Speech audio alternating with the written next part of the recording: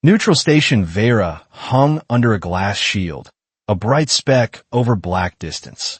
At its center, the interplanetary arbitration court glowed too clean to be innocent. Sarah Cole stood at the delegation table with her chin high and her hands still. She was Earth envoy, here to argue a treaty point, and the chamber treated her like a defendant. Rows of observers watched through translation overlays. Their faces stayed polite, and their eyes stayed hungry. Across from her sat Dr. Ethan Walker, lead architect of the fuel catalyst core. His posture looked relaxed, but his eyes tracked everything that moved because he knew rooms like this were built to make a person slip. The council chair read the charge in a flat voice. Earth has breached the fuel balance accord by developing a catalyst system that can disrupt inter-system allocation. They used words like balance and allocation, but everyone in the room heard the real meaning. Control. The fuel catalyst core could synthesize reaction fuel from common feedstock and power. A frontier convoy could move without paying tribute, and a city could keep its lights on when the cartel cut supply. Too many worlds owed their comfort to Oric schedules. Too many careers depended on Earth staying small. Sarah watched the faces and asked herself a question she already knew the answer to. Was this trial about law or theft? The answer came fast. A court chime rang, and security staff stepped forward in practice lines. They did not rush, and they did not yell, but they closed angles like a net tightening. The exits sealed, and the observers stayed seated as if this were normal. Oric delegates did not hide their satisfaction. The court orders protective detention pending expanded inquiry, the chair said. Protective detention. Two words that turned diplomacy into custody. Sarah took one step forward. We are an accredited delegation, Sarah said. You cannot detain us without counsel. Counsel will be appointed, the chair replied. He did not look up. Compliance is mandatory. Ethan leaned in, barely moving his lips. They do not need to win a debate, Ethan said. They only need time. Sarah kept her face neutral. Time to take what they want, Sarah said. An officer extended an open hand. Envoy Cole. Dr. Walker. This way. No cuffs. No force. Just procedure wearing armor. Sarah walked because refusing would end with someone bleeding. On a neutral floor. She memorized faces as she passed because she could feel the story being edited in real time. Too many Oric uniforms, too few true neutrals, and too many cameras pointed at Earth, ready to cut the same footage into a different truth. The tribunal door shut behind them, and the noise died. The air felt thicker, like the station itself had chosen sides. They were routed away from guest quarters and down into infrastructure corridors with warm lights and blank walls. A sign plate on the wall read, Diplomatic Protection Sector, and Ethan glanced at it once. Protection is what they call a cage, Ethan said. His voice stayed low, as if the walls had ears. A second chime sounded, and a field came online, subtle but heavy, as if the air resisted quick movement. Sarah fell on her knees, and one escort stumbled and caught himself, pretending it was nothing. They reached a door with layered seals and an iris scanner that looked military, not civil. The lead officer spoke to a ceiling pickup. Package transfer. Begin isolation protocol. The door opened. Inside was a windowless suite with metal benches, a medical cot, and one console. The console displayed a single line that read, Connectivity restricted. One channel permitted. 8 members of the Earth delegation filed in behind Sarah and Ethan. Security officers followed, methodical, hands out. Personal weapons and tools, the lead officer said. All devices. All sealed cases. Sarah held out her sidearm and a compact field toolkit. She did it slowly so the hallway cameras would record compliance, not fear. Around her, the others surrendered what they carried. The officers cataloged each item like it already belonged to them. An older evacuation liaison named Martin Hale sat down too hard, one hand pressed to his chest. His breathing was shallow and measured, like he was rationing air. His sleeve tag marked him as a non-combatant, but that did not matter here. Sarah knelt beside him. Are you okay? Sarah asked. He tried to answer, but the words would not come. Ethan was already there. and he produced a compact inhaler and pressed it into Martin's palm. Slow, Ethan said.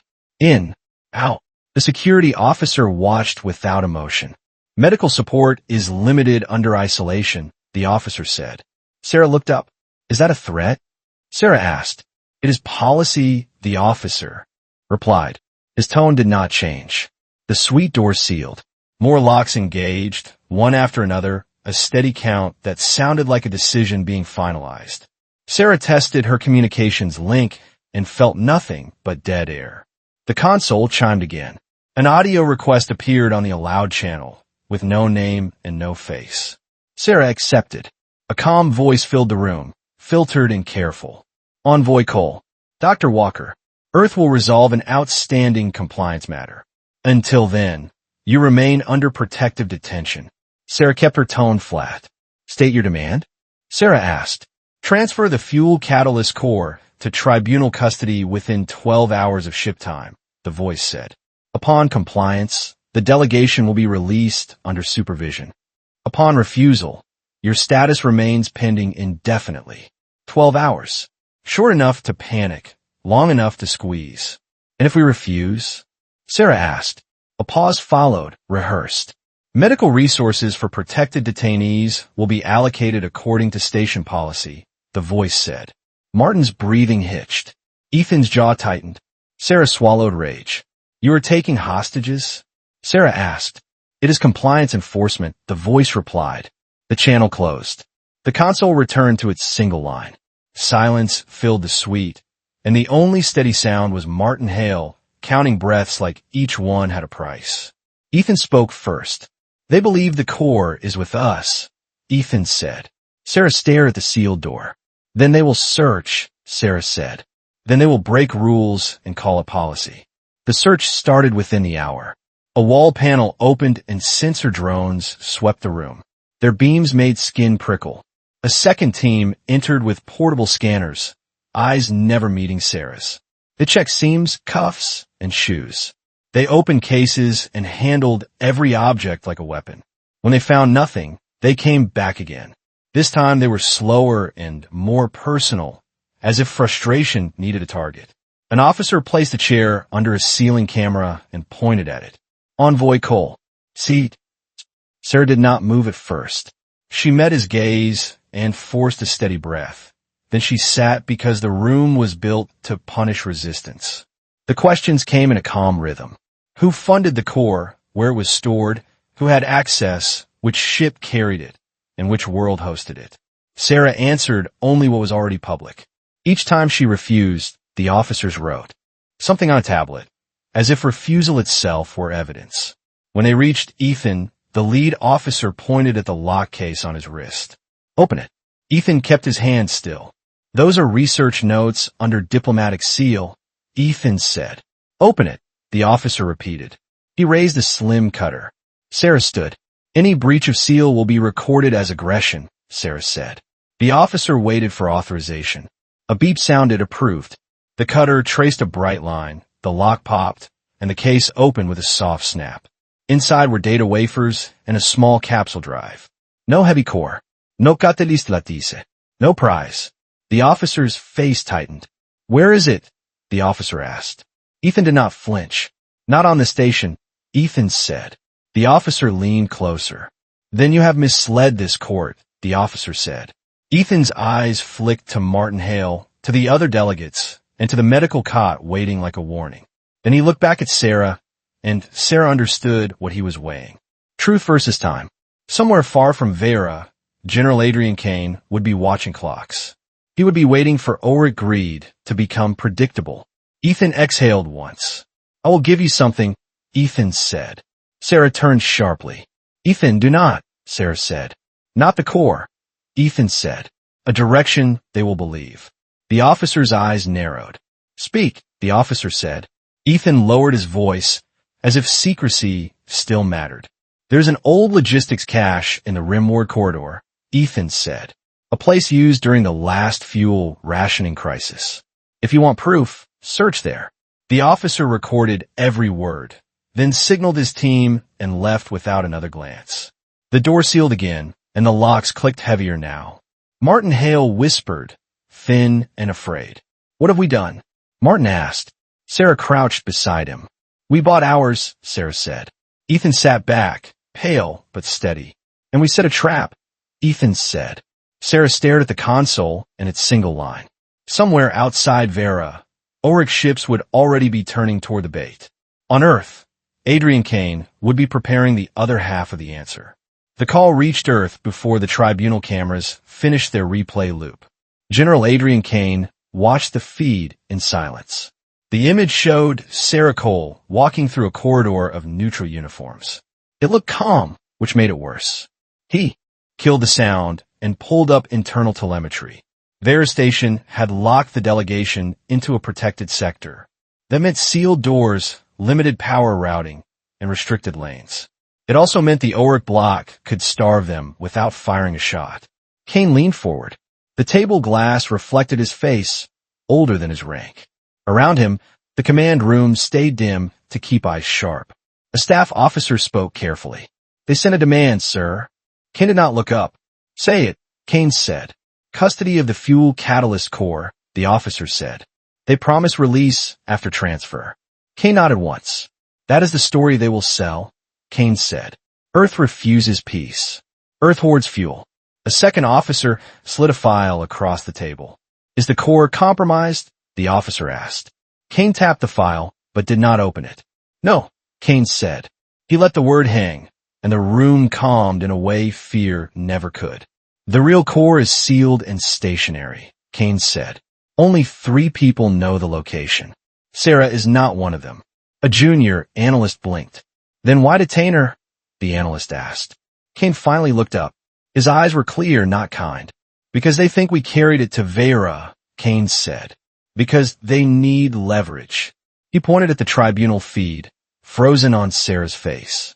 They will squeeze for a confession, Kane said. They will call it policy. They will use a sick civilian as a timer. Someone swallowed hard in the dark. Kane stood. We run 2 moves at once, Kane said. No delay. No speeches. He paced once, slow enough for every listener to follow. Move 1 is extraction, Kane said. Get Sarah and the delegation off Veyra alive, with proof they were detained. He lifted a second finger. Move 2 is bait, Kane said. Give Oric a location they cannot ignore. Make them commit assets. Make them move fast. An officer asked a question nobody wanted to ask. What if they kill the hostages? The officer asked. Kane answered without heat. Then we will not need a court, Kane said. We will need a map. He turned to the wall display. It showed Veyra Station layouts, service trunks, docking grids, and power nodes.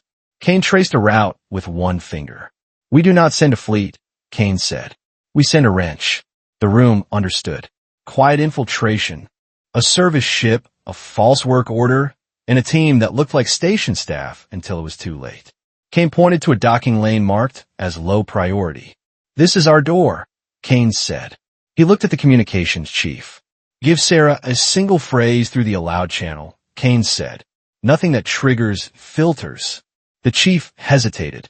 We do not have access, the chief said. Kane's mouth tightened. We will, Kane said. Find the weakest vendor in Veyra's chain. Buy them, scare them, or replace them. He turned to the operations lead. Launch the service ship, Kane said. Crew it with people who can weld, climb, and fight. Give them tools that pass inspection. The operations lead nodded. Departure in under 1 hour of ship time, the lead said. Kane stopped pacing. Good, Kane said. He looked at the frozen feet again. Sarah's posture was steady, but Kane could read the strain in her shoulders. They are trying to write the first headline, Kane said. We will give them a different one. He sat, opened the file at last, and read the line Ethan Walker had seeded. It was short, and it felt like a hook in a fish. He read it as a complete report line in his own head. The location was dark cut, an old depot at the rim edge. Kane let himself breathe once. Not relief, but alignment. They took the hook, Kane said. Now we set the line. The service ship looked harmless from a distance. It was matte gray, with a faded contractor logo and a cargo bay full of parts crates.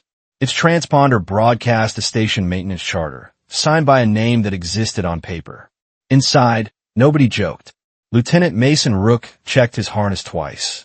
He was Kane's extraction lead, chosen for patience and speed. His team wore coveralls over soft armor and carried tools that could become weapons. Rook watched Veyra Station grow in the viewport. The station lights were too clean and too bright, which meant a lot of money. Money meant Oric influence. A crew technician spoke from the pilot's seat. Docking lane assigned. They put us near waste processing. Rook nodded. Less traffic. More cameras. Rook said. The ship latched to Veyra with a muted shudder. The docking collar sealed, and air equalized with a hiss that sounded like a warning. A station clerk appeared. On a screen, faceboard. State purpose of visit. Rook kept his voice flat and tired. Thermal conduit inspection, Rook said. We have a work order. The clerk glanced at the file. Proceed. Do not deviate from approved corridors. Rook smiled with his mouth only. We never do, Rook said. The hatch opened. Station air smelled like plastic and ozone. Rook stepped out with a tool case in each hand and a slow, practiced walk. Two security officers watched from a corner. Neutral patches on their shoulders, Oric posture in their stance. Rook did not look at them. He led his team into the service corridor and let the door close behind them. Time check, Rook said softly. A team member answered. 9 hours until the demand window closes. Rook nodded. We work inside their clock, Rook said. They moved through a maintenance trunk lined with pipes and cable runs. The route was narrow, meant for machines, not people, which made it useful.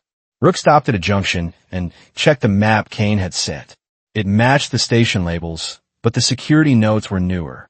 Gravity log zone, Rook whispered. They can spike local load.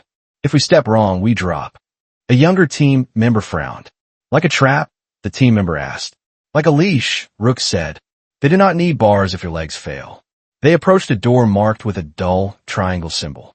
The air felt different near it, as if the station pushed back. Rook slid a sensor tag onto the seam. The tag lit red. A soft hum rose in the walls. The corridor pressure shifted slightly, and Rook felt weight settle into his boots. He lifted one foot and set it down again. It was heavier, not crushing but wrong. Gravity zone active, Rook said. His voice stayed level. A team member asked, voice tight. Can we cross? We can, Rook said. But if they spike it, we crawl. He opened his tool case and pulled a compact jammer coil. It looked like a power tester, but it was not. He placed it against the wall panel and let it sink. The coil vibrated once. The hum softened, and the weight eased just enough to move. Rook turned to his team. One at a time, Rook said. Slow steps. No running. They crossed the threshold like people walking on wet sand. Every movement took thought, and every breath sounded loud. Halfway through, the hum surged and the weight jumped. A team member stumbled and caught a handrail. The metal groaned under sudden load. He did not fall, but his face went pale. Rook did not panic. He had expected a test. Hold, Rook whispered. He tapped the jammer coil twice. The hum steadied, and the load eased back to tolerable. A security camera rotated at the far end of the corridor. It paused as if listening. Rook raised his tool case and blocked his face while he kept walking. They reached the next junction and ducked into an access niche. Rook exhaled slowly. They are watching the zones, Rook said. They will spike again when we are committed. A team member asked, voice tight. How do we reach the protected sector? Rook pointed to the map. We do not go through public halls, Rook said. We go above it. There is a service ladder into the diplomatic protection ring. If the hatch is still original, we can cut it. The technician beside him swallowed. And if the hatch is not original, the technician asked. Rook's eyes stayed calm. Then we find another door, Rook said. He looked at the ceiling panel. Start climbing, Rook said. They pulled the panel down and slipped into a vertical shaft. The metal ladder was cold, and the shaft smelled of dust and coolant. Rook climbed first. Every rung was a choice. He listened for steps below, for the sudden click of a lock, and for the station deciding it had tolerated enough. Above him, light leaked through a seam. He pressed his ear to it. Voices, 2 guards. Rook held up a fist. The team froze behind him, hanging in silence. A guard on the other side spoke. They say Earth will fold. The second guard laughed. They always do. Rook did not smile. He pulled a slim cutter from his belt and set it against the seam. The cutter did not spark. It bit quietly, eating metal without drama. He made a hole just wide enough to see. On the other side was a corridor with thicker doors and fewer signs. The air was cleaner, and the cameras were newer. It was the diplomatic protection sector. Rook pulled back. "We are in," Rook whispered. "Now we find Sarah Cole." His team breathed once together like swimmers about to surface. Oric ships did not announce their sprint. They did not need to. In an Oric operations bay, a commander watched Ethan Walker's coordinates scroll across a display. He did not ask how the information was obtained. He did not care. He cared that Earth had finally cracked. "Dark Cut Depot," the commander said. "Rim edge storage." That is where they hid it. A subordinate hesitated. "It could be bait," the subordinate said. The commander looked at him like he had spoken a dead language. "Everything is bait," the commander said. "We still eat." He sent the order. A fast cutter ship detached from its berth, then another, then a boarding T-module with magnet clamps and breaching charges. They launched within minutes. At Veyra Station, the tribunal network logged the outbound traffic and did not flag it. Oric influence turned alarms into paperwork. In the protected suite, Sarah Cole stared at the wall console. It had not chimed again, which meant Oric had shifted focus. Ethan Walker sat on the floor with his back to the wall. He kept his face blank and his breathing steady, listening for footsteps in the corridor. "A délégation est whispered." "Do you think they believed you?" "They wanted to believe," Ethan said. "That is the point." Sarah kept her voice low. "If they go to Dark Cut, Kane has a chance," Sarah said. Ethan nodded once. "If Kane is watching the right channel," Ethan said. Martin Hale coughed into his sleeve. It was not a dramatic sound. It was small, which made it worse. Sarah crouched beside him and checked his pulse with 2 fingers. It was fast, and she kept her face calm. "They're using him as pressure," Sarah said quietly. Ethan looked toward the sealed door. "Then we have to last," Ethan said. Outside the suite, an Oric officer passed by, boots measured. The officer carried a tablet and a syringe case, visible on purpose. Sarah watched through the small door seam, the only sightline they had, and she did not speak. She understood the message. "Do not stall. Do not bluff. Give us the core." Sarah turned back to Ethan. "How long until they notice the truth?" Sarah asked. Ethan swallowed once. "When they open the depot and find a trap," Ethan said. "Or when Kane pulls your extraction." Sarah asked the question she could. Not stop asking. "What if we are too late?" Sarah asked. Ethan met her eyes. His voice stayed controlled. "Then Earth learns who signed the order," Ethan said. "Then the next trial will not be held in a courtroom." The suite lights stayed bright. Sleep would not come, and that was part of the design. On Earth, Kane watched Oric ships commit to the coordinates. He watched them choose speed over caution. A staff officer spoke behind him. They launched 3 craft. 1 cutter. 2 escorts. Kane nodded. "Good," Kane said. "They brought enough to feel safe." He tapped the table once. "Send the confirmation pulse to Rook," Kane said. 1 line only. The communications chief hesitated. "The link is thin," the chief said. Kane's voice sharpened. "Then do not waste it," Kane said. The chief sent the pulse through a rented relay, through a maintenance vendor channel, through a neutral node that still believed in profit. On Veyra, deep in the station skeleton, Lieutenant Rook's wrist pad vibrated once. A single line appeared that read, "2 moves active." Oric is biting. "Extract now." Rook showed it to his team. No speeches, no relief. "Clock is real," Rook whispered. "We move." He placed his hand on the hatch he had cut. It was warm from his tool. On the other side, Sarah Cole sat in a sealed room, listening to guards breathe. On the far side of the corridor, Oric's ships burned hard toward Dark Cut, hungry and sure. The time window was closing from both ends. If Earth missed it, the Oric Bloc would not need a court at all. The first sign that Oric believed him was not a threat. It was comfort. The suite door opened with a softer tone than before. A guard carried a tray with real food, not ration paste. Another guard carried a sealed medical pack and set it down where everyone could see it. Sarah Cole did not touch either. Ethan Walker watched the medical pack, and he treated it like a message wrapped in plastic. The Oric officer returned, the same one from the last round. He brought no cutter this time. He brought chair. You have cooperated, the officer said. Conditions will improve. Sarah kept her voice level. What conditions? Sarah asked. The officer gestured toward the medical pack. Stabilizers, the officer said. Basic care. Quiet hours. Quiet hours. Meant dim lights. It also meant Oric expected to be done soon. Ethan sat with his back to the wall, posture loose. Inside, every muscle was tight. He listened for a second set of footsteps, the kind that meant a team was moving, not a guard. Sarah asked the question Ethan could not. Did you send ships? Sarah asked. To the location you demanded? The officer did not smile, but his eyes did. You do not get to ask questions, the officer said. You get to earn comfort. Sarah glanced at Ethan once. He held her gaze for a beat, then looked away like a man who had already lost. It was a performance with a purpose. Martin Hale coughed into his sleeve again. His breathing had been thin for hours. Sarah knelt beside him and checked his pulse again. Ethan spoke with calculated fatigue. You want a direction? Ethan said. I gave it. The officer leaned forward. You gave coordinates, the officer said. That is better than a direction. Ethan shrugged. I do not know if the core is there. Ethan said. I know it was used. Sarah felt heat rise in her throat. Used. That word made it sound real. Oric did not need proof if it matched their hunger. The officer stood. Stay cooperative, the officer said. Your people will breathe easier. Sarah looked up. Is that a promise? Sarah asked. It is policy, the officer replied and walked out. The door sealed again. The locks clicked, but there were fewer clicks. Sarah heard it and felt cold. They are moving assets, Sarah whispered. Ethan nodded once.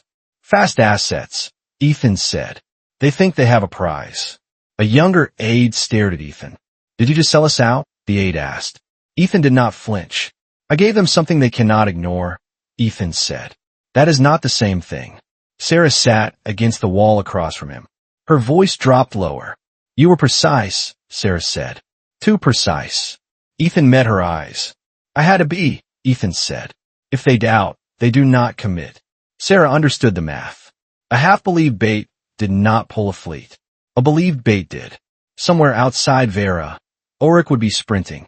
Speed would make them sloppy, and that was the only advantage Earth had in a neutral station cage. A faint vibration ran through the wall. Not a tremor, a docking shift, distant like a heartbeat in metal. Sarah listened. Ships coming or going? Sarah asked. Ethan closed his eyes for a moment and pictured station traffic. Going, Ethan said. They're leaving to grab what they think is ours. Sarah leaned closer. Then Kane has them, Sarah said. If he placed the trap right. Ethan's jaw tightened at Kane's name. He trusted Kane's cold planning. He did not trust the time it took to execute it. The lights in the suite stayed bright. Sleep still did not come, but the guards stopped coming every hour, and that was the second sign. Oric attention was elsewhere. Ethan looked at the console, at the single approved channel. It stayed silent. On est whispered. Why not call again? Sarah answered, quiet. Because they think they won, Sarah said. Ethan added the rest. And because they do not want us to hear when their ships leave, Ethan said. He listened again and caught it. A low mechanical hum under the floor, the sound of dock clamps cycling. Then another vibration, farther away. Oric cutters were burning hard for the rim. They would reach dark cut before caution could catch them. They would open doors that should have stayed closed. Sarah stared at the sealed suite door.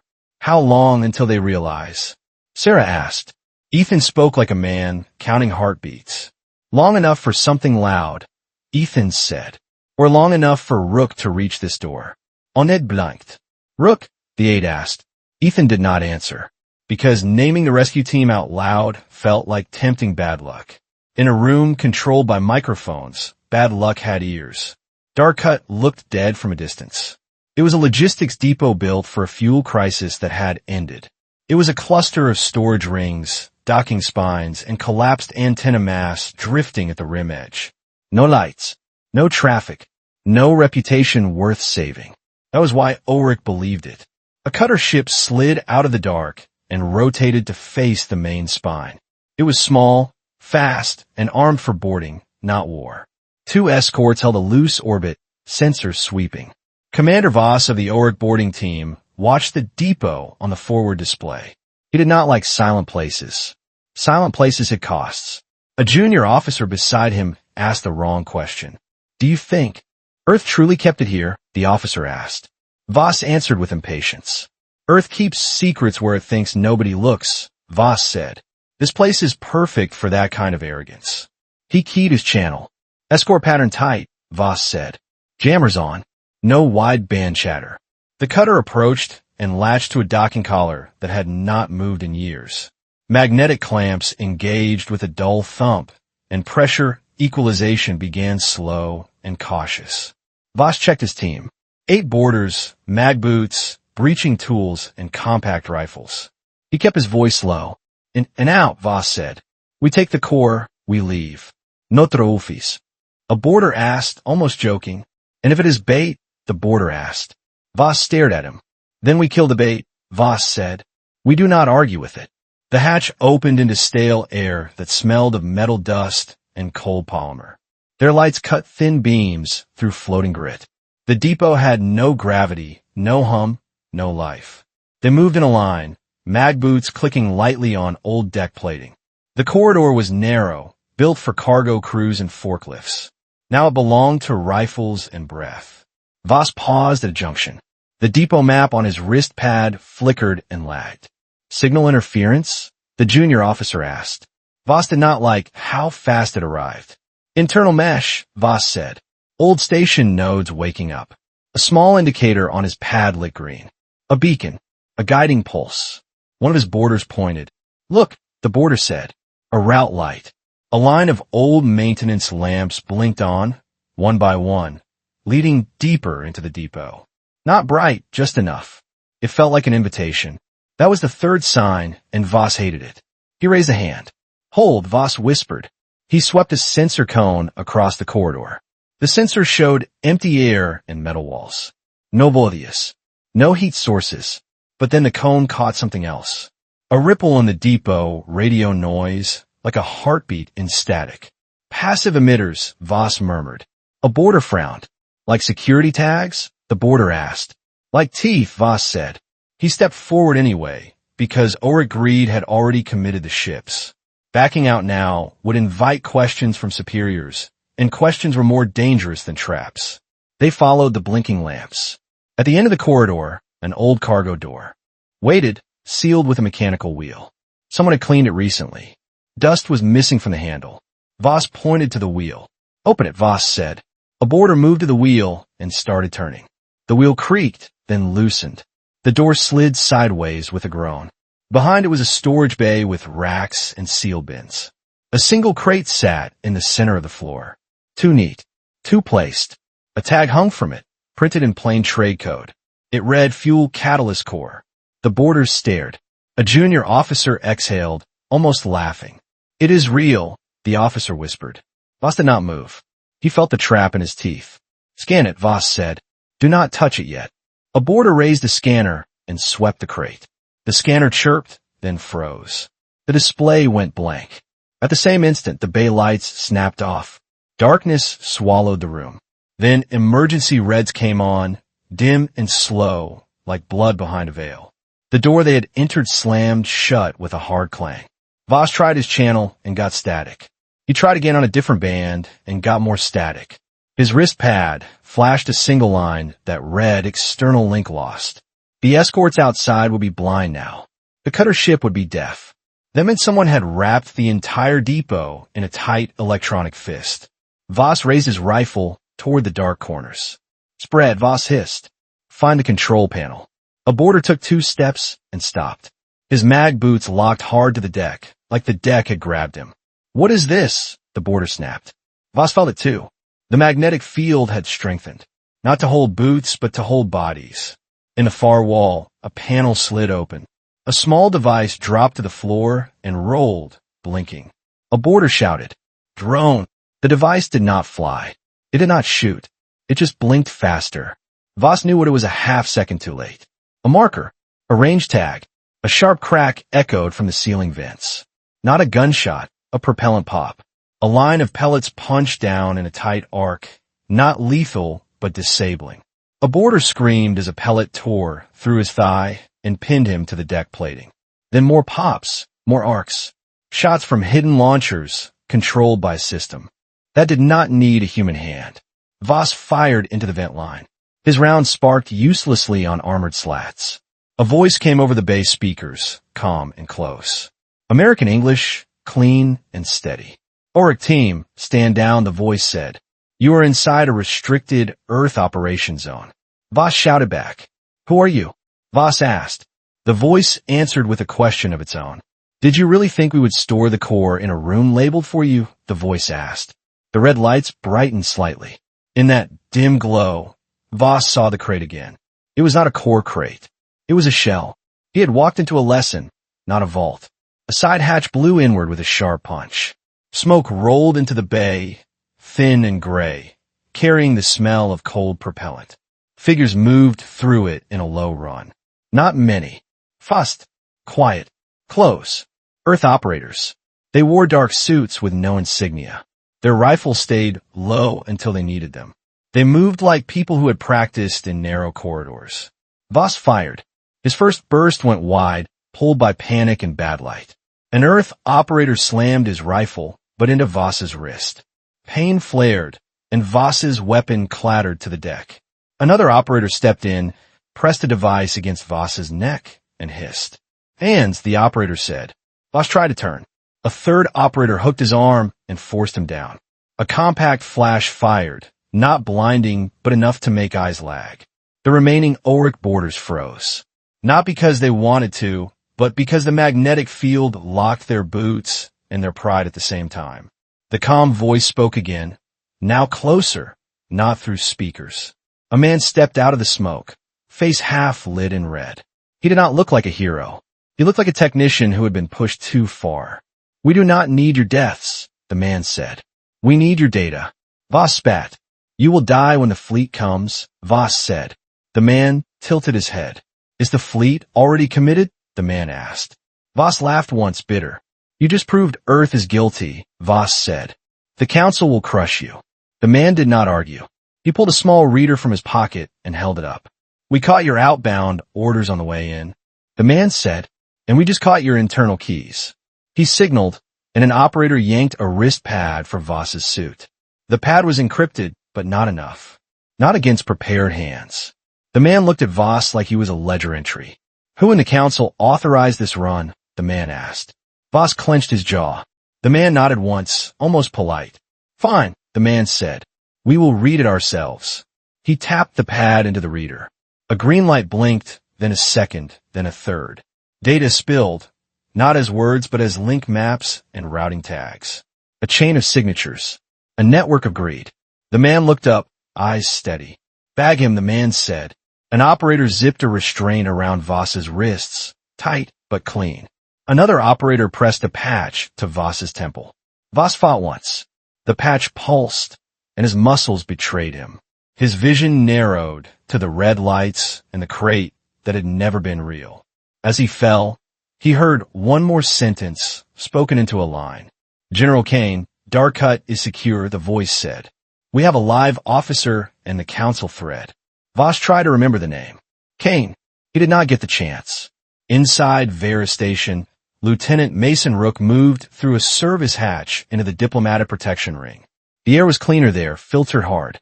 The cameras were newer, and the corners fell sharper.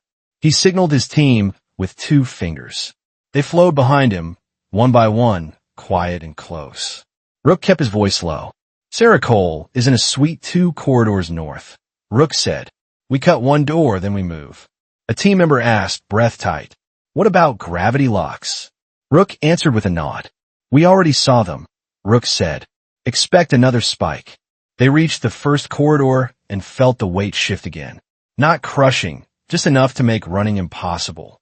A small drone slid out of a ceiling port and rotated toward them. Its optics flashed, and it emitted a short tone. Rook did not raise his rifle first. He tossed a maintenance tag toward the drone. The tag carried a spoofed service code. The drone paused, processing. Rook moved anyway.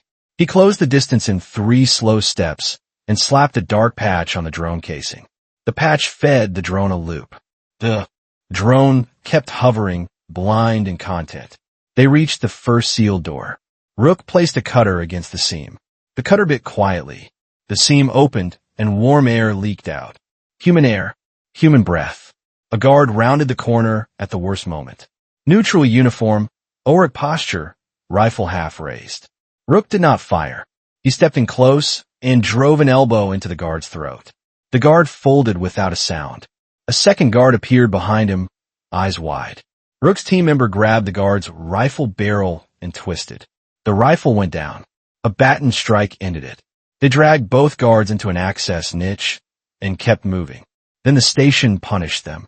The corridor lights flickered and the weight doubled in a single breath. Rook felt his knees threaten to buckle.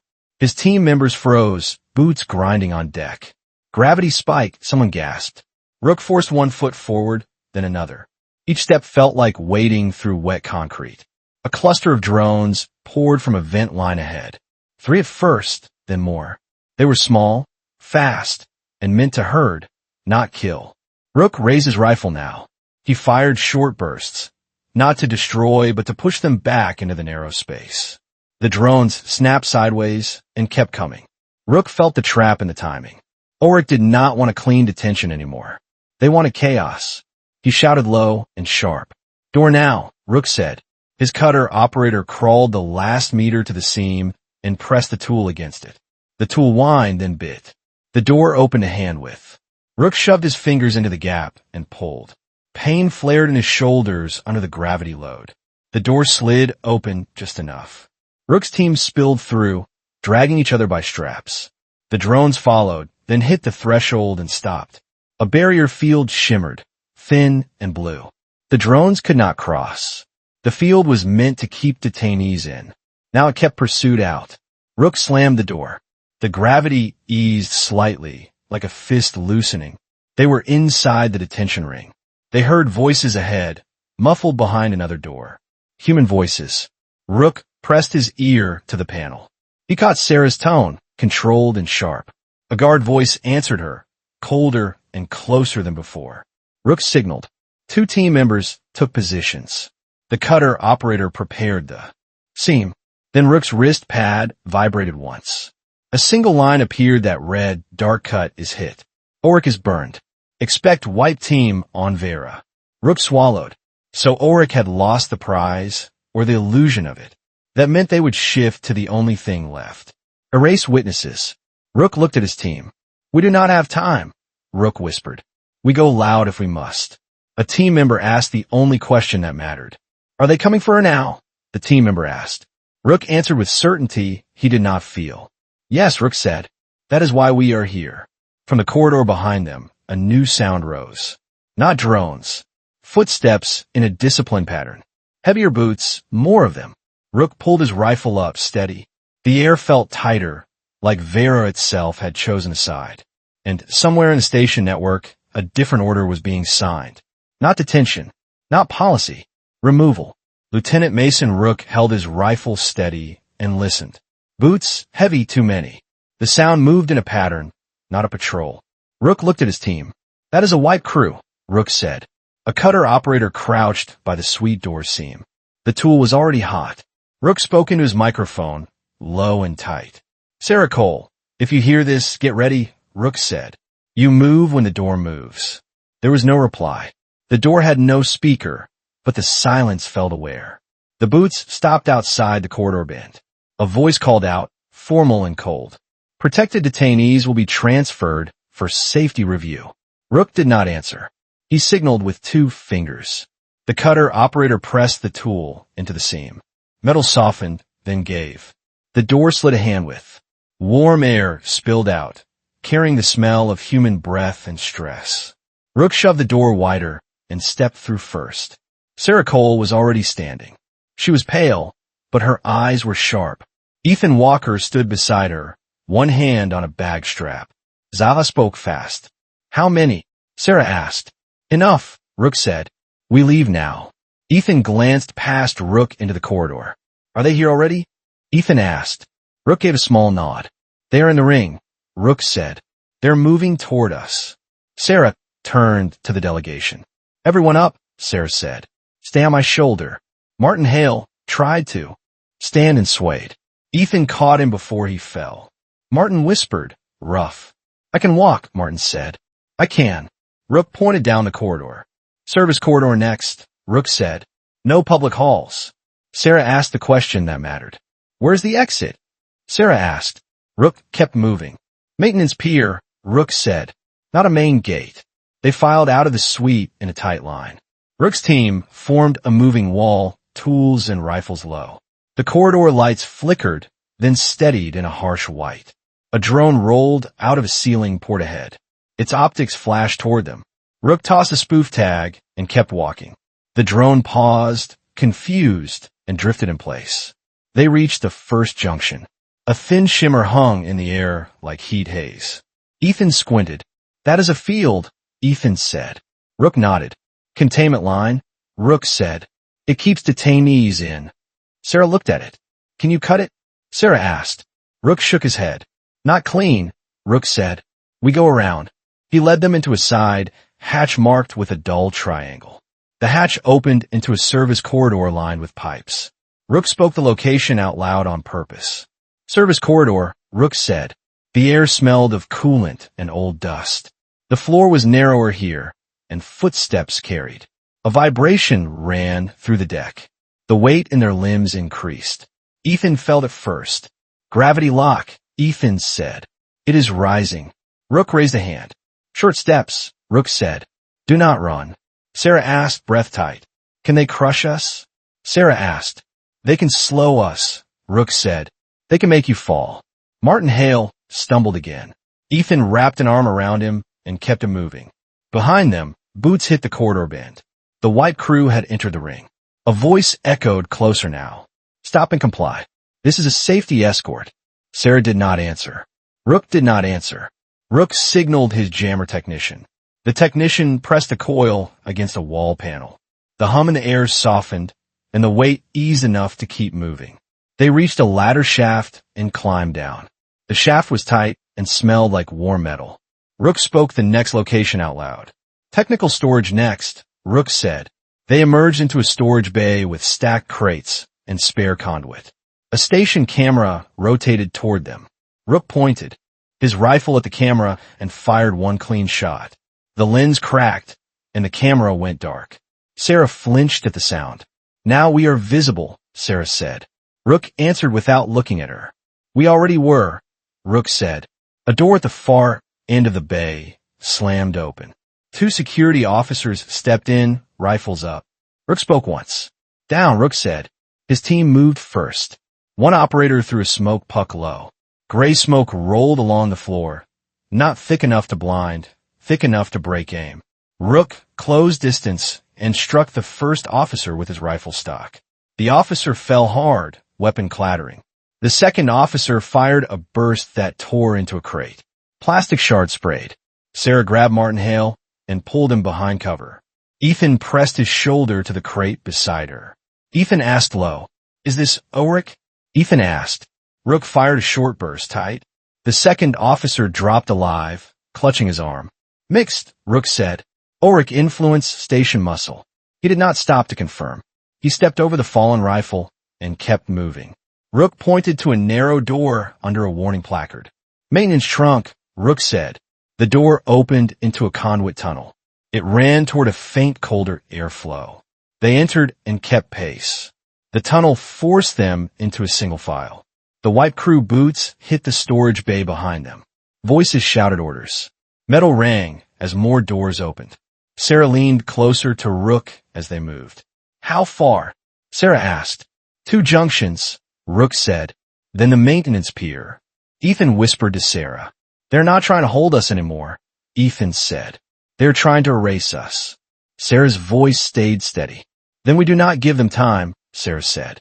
The tunnel widened into a service hub. A sign plate read, Outer Maintenance Access. Rook spoke it out loud again. Outer Maintenance Access, Rook said. He looked at his team. Last bend, Rook said. The air here was colder. It carried the faint smell of vacuum sealant. Rook pushed a panel aside and revealed a hatch. Behind it, a narrow ramp led to a larger space. Rook spoke the destination like a warning. Maintenance pier, Rook said, and it is about to get loud. On Earth, General Adrian Kane watched two clocks at once. One clock measured Veyra Station traffic and the other measured public narrative. A staff officer handed him a data bundle from Dark Cut. It is clean, the officer said. It is Oric. Kane opened the bundle. He saw signature chains, routing keys, and council access tags. It was not a confession. It was better. It was proof of coordination between Oric and selected council offices, showing pre-planned detention steps, media timing, and asset launches. A communications chief asked, "Careful. Do we hold it for later?" she asked. Kane shook his head. "No later," Kane said. Later is how they win. He selected a slice of the bundle. Not enough to expose Earth sources, enough to fracture the council story. Kane looked at his legal advisor. "Can they call it forgery?" Kane asked. The advisor swallowed. "They will try," she said. "But the keys are their own." Kane nodded once. "Then we let them try in public," Kane said. He pushed the package into a broadcast queue and routed it through neutral news relays and tray boards. No speeches, no demands. Just a clean chain of signatures and a timestamp trail, the kind of thing that made politicians sweat. Within minutes, chatter spiked across the council nets. Neutral delegates asked questions, and Oric spokespeople went silent. A staff officer pointed at a live feed. "They're calling an emergency recess." Kane leaned back slightly. "Good," Kane said. "Confusion buys minutes." Another officer asked the hard question. "What if Oric responds by killing the hostages?" the officer asked. Kane's gaze stayed fixed. "They will not kill them in a courtroom," Kane said. "They will try to make them vanish in a hallway." He tapped his console and sent one short update to Rook that read, "Oric lost cover. Expect violence. Move now." The communications chief watched the network heat map. "Oric security nodes are shifting," she said. "They're pulling station assets off the official channel." Kane nodded. "Wipe crew," Kane said. "They're switching tools." He opened another screen for Dark Cut. He saw Oric ships go dark in that sector. He saw Earth operators extract a live officer. Kane spoke to his operations lead. "Get that officer off grid," Kane said. "No council prisons. No trade routes." The lead asked, "Do we interrogate?" Kane answered fast. "We read," Kane said. "We do not bruise." He looked back at Veyra Station layout. Rook's team marker had entered. The outer ring. Kane's staff officer asked, voice low, "Will this make the council back off?" Kane did not pretend hope was a plan. "It makes them sloppy," Kane said. "That is all we need." He glanced at the clock again. The demand window was still closing. Kane whispered, almost to himself, "Hold on, Sarah." Then he spoke out loud hard. "Nobody gets left inside that station," Kane said. The maintenance pier smelled like sealant and cold steel. It was a long bay with docking collars and service cranes. A line of tool carts sat against one wall, untouched. Rook led the delegation along the shadowed side. He kept them away from the open floor. Sarah looked up and spotted a service ship beyond the pier. "Machi gri, fadid contractor logo." "Is that ours?" Sarah asked. Rook nodded. "That is our ride," Rook said. "But the pier is a funnel." Ethan helped Martin hail, "Keep moving." Martin's breath rasped. Sarah asked Ethan quick, "Can he make the ramp?" Sarah asked. Ethan answered in a tight whisper. "He can," Ethan said. "But we do not stop." A metallic clack echoed from the pier entrance. The white crew had reached the bay. Rook raised his rifle. His team spread behind tool carts and crane bases. A voice boomed across the base speakers. "Earth delegation. Remain still for relocation." Sarah whispered, sharp. "Relocation where?" Sarah asked. Rook answered without humor. "Off the record," Rook said. The first white crew operator stepped into view. He wore a neutral suit, but his helmet was Oric pattern. His rifle had a suppressor and a short barrel. Rook fired first, one clean burst that forced the operator behind a support beam. The pier erupted into motion. More operators poured in, low and fast. They did not shout. They moved like a team that had done this before. Rook's team returned fire in short bursts. No espray. No drones. Sarah pulled the delegates behind a crate stack. Stay down, Sarah said. A delegate asked, panicked. Are we dead? Sarah answered with controlled steel. Not yet, Sarah said. Keep your head down. A drone dropped from a ceiling rail and skimmed low. It carried a bright sensor, scanning faces. Rook threw a wrench into its path. The wrench struck the drone and sent it spinning. The drone slammed into the deck and sparked. The scanning light died. Ethan leaned towards Sarah. They will tag us, Ethan said. Then they can shoot through cover. Sarah nodded once. So we move now, Sarah said. Rook signaled his team. Push to the ship, Rook said. In 3. He looked at Sarah. When I move, you move, Rook said. Do you understand? Sarah answered with a question, steady. Can you clear a lane? Sarah asked. Rook nodded. For seconds, Rook said. That is all. He counted with his fingers. 3, 2, 1. Rook's team surged. 2 operators laid down tight fire to pin the white crew. Rook sprinted across open deck, boots hitting hard, loud, exposed. Sarah grabbed Martin under one arm. Ethan took the other side. They moved as one unit, dragging and supporting. Delegates followed in a tight knot. A white crew operator broke cover and fired. A round struck a crate edge and ricocheted. A delegate yelped and clutched his forearm. Blood spread fast but shallow. Sarah did not stop. Keep moving, Sarah said. Ethan glanced once and made a quick choice. He pulled a pressure patch from his pocket and slapped it on the wound in one motion. No tourniquet, Ethan said. It is not deep. The delegate gasped. Am I losing my arm? The delegate asked. Ethan answered with calm certainty. No, Ethan said. You are losing time. Run. They reached the service ship ramp. The hatch was open, but the ramp light was red. Rook swore under his breath. Dock lock, Rook said. Sarah stared at the ramp control. They locked us out? Sarah asked. Rook shook his head. They locked the ship to the pier, Rook said. So it cannot release. A white crew operator shouted from behind cover. Stand down. This is your last chance. Rook did not answer. He dropped to one knee at the ramp panel and popped it open. Wires, a small sealed module, and a lock node that looked factory new. Ethan crouched beside him. Can you bypass? Ethan asked. Rook answered with a question. Fast. Can you cut power without killing life support? Rook asked. Ethan's eyes flicked to the panel. Yes, Ethan said, but only for seconds. Sarah looked back at the pier. The white crew was advancing in short steps, using the cranes for cover.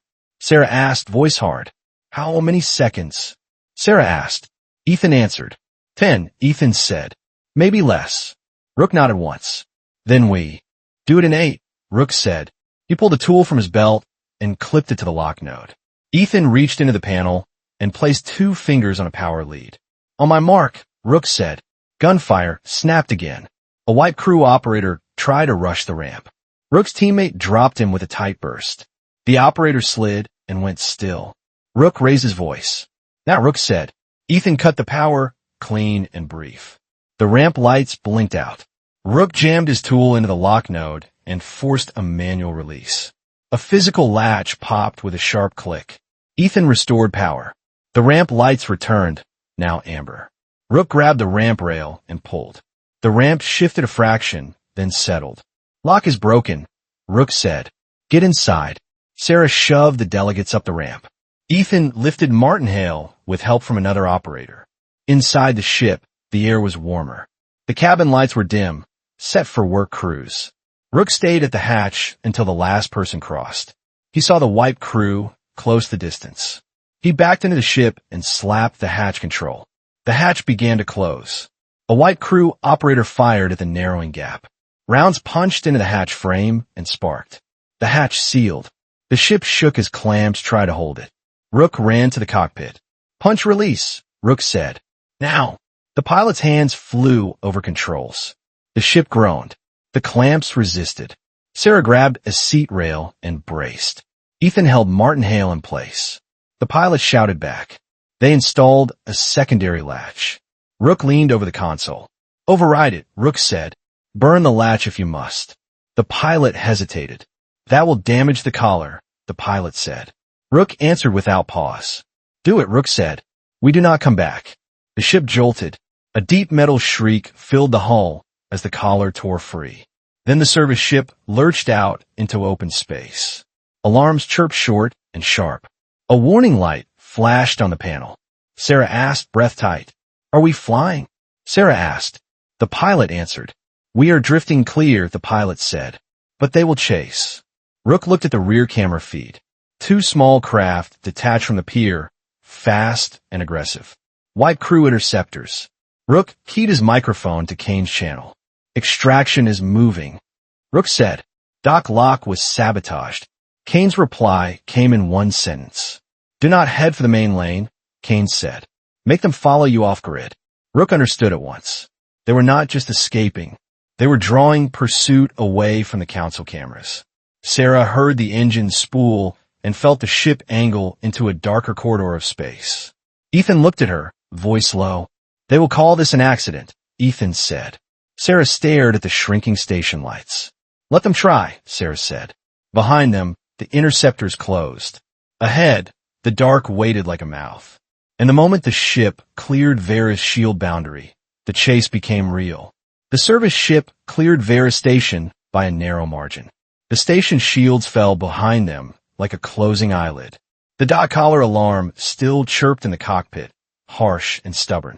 Lieutenant Mason Rook did not have time to care. Two interceptors slid out of the station shadow and started to close. They flew clean and confident like they owned the lanes. Sarah Cole gripped the seat rail and forced her breathing steady. Her eyes stayed on the rear camera feed. "They're fast," Sarah said. The pilot kept his voice flat. "They are lighter," the pilot said. "They will catch us if we run straight." Ethan Walker held Martin Hale against the bulkhead. One hand braced on the older man's shoulder. Martin's breath rasped, but it was still breath. Rook leaned over the navigation display. "We do not run straight," Rook said. The first interceptor pinged them. A warning tone followed, polite and lethal. A voice came through the open band, smooth with authority. "Unregistered service craft, cut thrust, and return to Veyra Station for inspection." Sarah did not answer. She looked at Rook instead. Rook keyed his microphone to Earth Command. "General Kane, they are on us," Rook said. Two hunters closing fast. Kane answered in one breath, calm and immediate. "Do not take the main lane," Kane said. "Turn into the service grid. Go cold on thrust when I tell you. Trust the timing." Rook did not ask why. He asked the only thing that mattered. "Where do we turn?" Rook asked. Kane replied. "Toward the maintenance arc, then down into the shadow line," Kane said. "You will see a dead trust field. Use it." Rook glanced at the local map. Veyra had a ring of exterior service structures, half retired, half still used. Most were boring enough to ignore, which made them useful. He pointed at the pilot screen. "Roll us toward the maintenance arc," Rook said. "Keep our transponder as a contractor. No Hito moves." The pilot banked the ship. The hull shuddered as maneuver thrusters fired, short and rough. The interceptors followed at once. Their vector changed like a predator, turning its head. Sarah watched the rear feed. "They stayed with us," Sarah said. Rook nodded. "Good," Rook said. "That means they are hunting, not reporting." Ethan shifted Martin Hale higher against the wall. Martin's eyes were half closed. Sarah asked Ethan low, "Is he going to hold?" Sarah asked. Ethan answered without looking away from Martin. "He holds if we stop shaking him," Ethan said. "He does not hold if they board." The service ship entered the maintenance arc. A scattered field of truss frames drifted ahead. Dull metal beams and broken panels from old station work. Rook felt the ship vibration change as the pilot throttled down. The engines were still running, but not hard enough to radiate heat like a beacon. The first interceptor closed to firing range and fired a warning burst. The rounds did not hit, but they sparked against a nearby truss and sent glowing flecks into the dark. Sarah flinched. "They are willing to shoot," Sarah said. Rook kept his tone hard. "They are willing to erase," Rook said. The pilot looked back for half a second. "We cannot take hits," the pilot said. "This is a service hull." Rook did not argue. "Then we do not get hit," Rook said. He keyed the internal channel. "Everyone stay low and stay still," Rook said. "No luo seguir." A delegate in the back asked, voice shaking. "Are we going to die out here?" Sarah turned her head, just enough to be heard. Not if you do exactly what you are told, Sarah said. The ship slid into the trust field. Metal ribs passed close on both sides. The pilot made small corrections, careful, like threading a needle in a storm. The interceptors followed, but they had to slow.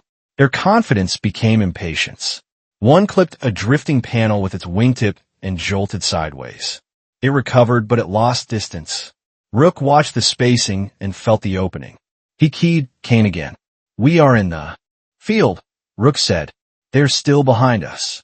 Kane's voice stayed quiet. "One more turn," Kane said. "Then I want you cold." Sarah heard the word cold and felt her stomach tighten. Cold meant engines off, and cold meant trusting someone else to be smarter than the enemy. Rook glanced at Ethan. Ethan met his eyes and nodded once. Rook spoke to the pilot. "Next turn, cut thrust when I say," Rook said. "Do not hesitate." The pilot swallowed. "If I cut thrust, we drift," the pilot said. Rook answered with a question. "Do you want to drift unseen or burn seen?"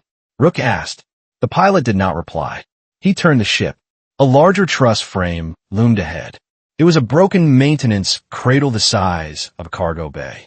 It cast a long shadow into open space, a dark pocket against the faint star glow. Kane spoke again, sharp and simple. "Now," Kane said. "Coal now." Rook snapped. "Cut thrust," Rook said. The pilot killed the main drive. The ship fell silent in a way that felt like falling. The interior lights dimmed automatically to conserve power. The cockpit screen stayed on, but their glow was low. In the sudden quiet, everyone heard the ship itself. A soft ticking of cooling metal and a faint hiss of air through filters. Sarah held her breath. The ship drifted into the maintenance cradle shadow and disappeared from the interceptor's direct line of sight. With the engines off, the heat signature dropped fast. The interceptors rushed past the shadow line, still chasing the last known vector. Their sensors searched, but search took time. Time was the thing Oric never wanted to spend.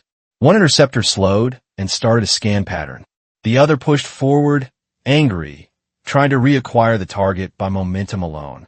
Kane spoke through the channel, a quiet knife. "Let them pass," Kane said. "Do not move yet." Rook whispered to his team. "No sound," Rook said. "No lights. No talking." A delegate in the back started to speak. Sarah touched his shoulder and shook her head once. The delegate went still. Ethan kept his hand on Martin Hale's chest and counted breaths with him. Martin's eyes fluttered, then opened a fraction. Martin whispered, barely audible. "Are we safe?" Martin asked. Ethan answered very soft. "Not yet," Ethan said. "But we are alive." Outside, the interceptors argued with physics. The first interceptor completed a scan sweep and started another. It fired a tight pulse toward the truss field, like a flashlight searching the dark. The pulse washed over the maintenance cradle. It grazed the service ship hull and did not lock. Not enough contrast, not enough heat, not enough noise. The second interceptor looped back, frustrated, and fired another warning burst into empty space. The rounds flashed, wasted. Sarah watched the rear feed. It showed only darkness and faint glints off old metal. She asked Rook quiet, "What is Kane doing?" Sarah asked. Rook did not pretend to know all of it. "He is making them choose." Rook said, "Wait and look, or call help and admit failure." Kane spoke again, and now Sarah understood. "Traffic control is waking up," Kane said. "I stir the council. Their neutral patrols are moving. Your hunters will not want witnesses." Sarah's mouth went dry. "You used the court leak?" Sarah asked. Kane did not correct her. "I used their fear of being seen," Kane said. "Now watch."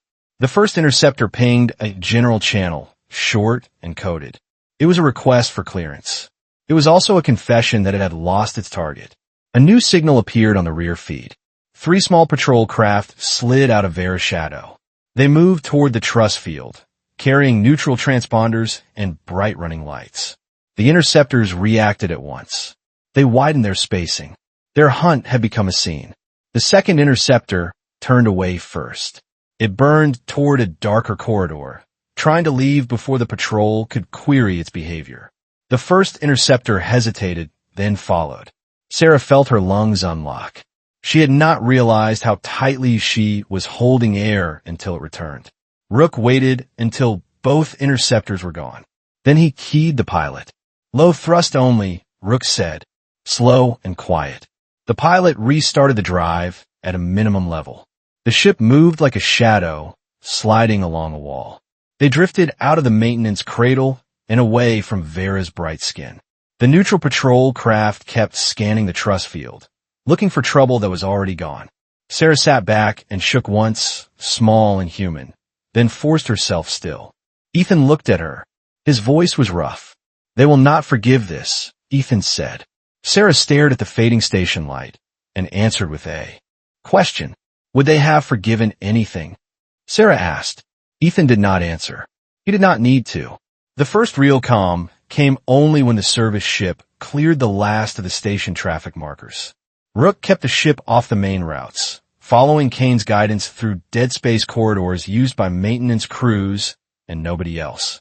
The navigation display looked empty, which was the point. Kane came back on the secure channel. His voice was the same, but the room heard the change. You are clear for now, Kane said. Good work. Sarah closed her eyes for a moment. When she opened them, her voice was steady again. Adrian, what do they take from Dark Cut? Sarah asked. Kane answered without delay. They took a lesson, Kane said. They did not take the core. Ethan leaned forward. Say that again? Ethan asked. Kane did. The fuel catalyst core was never a Dark Cut, Kane said. Ethan fed them a story they could not resist. They ran straight into it. Ethan's shoulders dropped a fraction, like a weight finally allowed to move.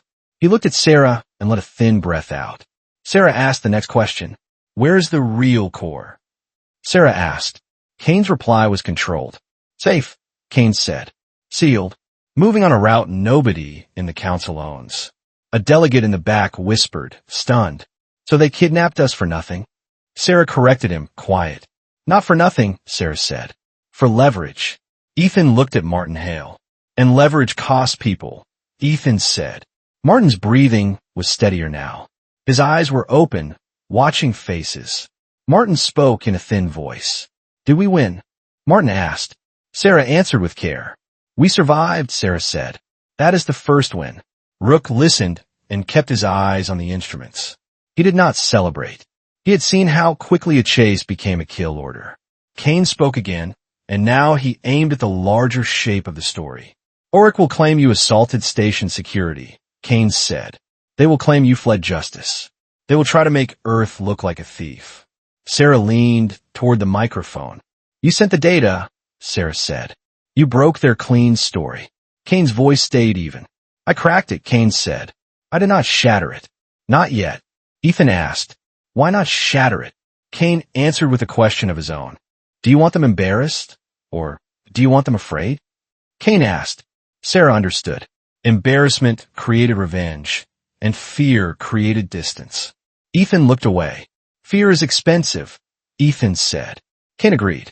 It is, Kane said. That is why we spend it only when we must. Sarah asked. What happens next? Kane's answer was short. They escalate, Kane said, because they cannot take the core quietly anymore. Rook glanced back at Sarah and Ethan. So they come to Earth? Rook asked. Kane did not soften it. Yes, Kane said. They will gather partners and call a coalition. They will say it is enforcement. Sarah closed her fist once, small. They tried law, Sarah said. Now they try guns. Ethan's voice dropped. They will talk about erasing us, Ethan said. Kane paused, a rare pause that meant he was choosing his words for truth. They already did, Kane said. We heard the phrase in the captured traffic. They used polite words, but the meaning was the same. Sarah felt cold run through her, but her voice stayed clear. Then we cannot go back to the council, Sarah said. Not like before. Kane's tone was firm. You're not going back, Kane said. You're coming home. The service ship continued through dark lanes. The engine stayed low, and the cabin stayed quiet. For the first time since Veyra, Sarah allowed herself to feel the full weight of what had happened. It was not a courtroom, not a trial, but a trap built by people who smiled while they tightened it. She looked at Ethan. You did the right thing, Sarah said. Ethan did not accept the comfort easily. I did a necessary thing, Ethan said. That is not the same. Sarah nodded. Necessary is all we get in this kind of war, Sarah said. In an Oric council chamber far from Veyra, the mood was not calm. Screens showed the dark cut rate. The seizure had failed. The boarding team had gone silent.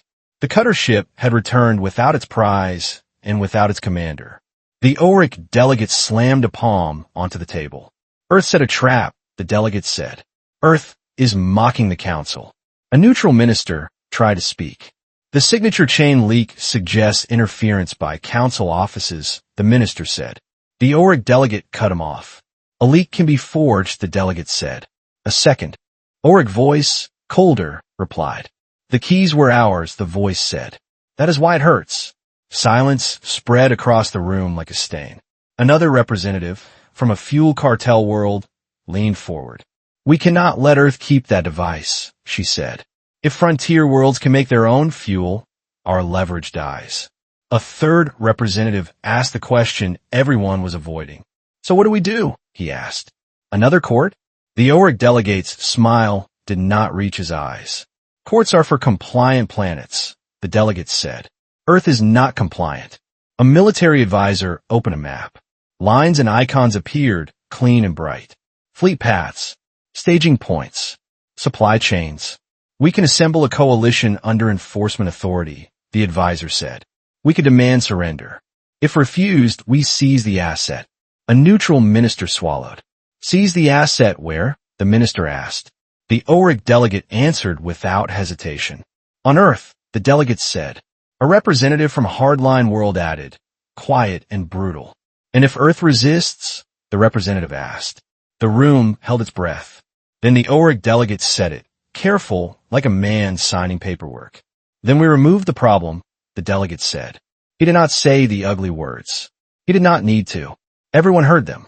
A cartel representative nodded slowly. If we do not make Earth afraid, others will follow, she said. A neutral minister protested.